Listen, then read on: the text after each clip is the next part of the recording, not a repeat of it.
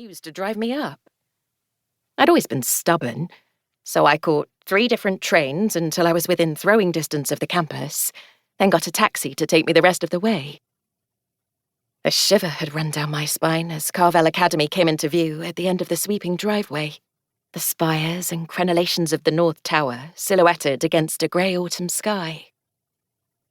There was something so alive about the old convent, something that swooped and pulsed like a murmuration of starlings. I'd always romanticised the university despite its history. It brought to mind old parchment and knee-deep piles of crunchy red leaves, cellos, and dark window panes and snow. The thing that made me fall truly in love with the campus, swiftly and irrevocably, was the cat. There were rumours that Salem, a sleek black Bombay known to have wandered around the campus before the school's closure, was actually immortal. Her soul was said to be the same as it was hundreds of years ago, back when the convent was still operating.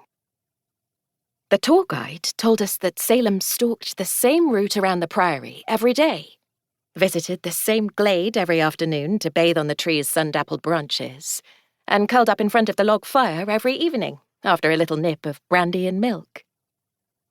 When I saw her slinking along a window ledge of the chapel on my campus tour, I felt as though I was witnessing something ancient and sacred, something tapped into a supernatural pulse. I wanted to be part of that more than anything.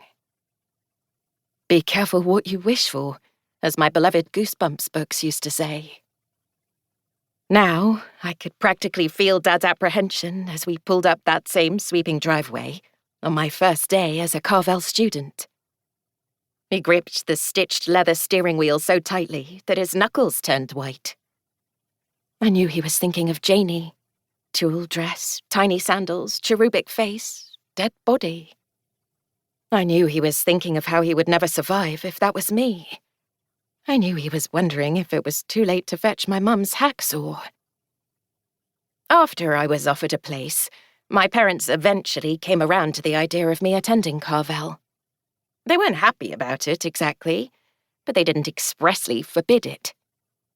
Despite its 10-year closure, Carvell still offered one of the most prestigious and competitive English literature programs in the country, with published authors and internationally acclaimed academics among the glittering new faculty. Before the closure, there was one eccentric lecturer, Professor Sanderson, who taught a Gothic literature seminar that was rumoured to send students mad. I didn't tell Mum and Dad about that one, especially since most of the original professors were set to return this fall. Plus, the nightlife was practically non-existent. There was just one student union and a couple of old-fashioned parlours on the campus.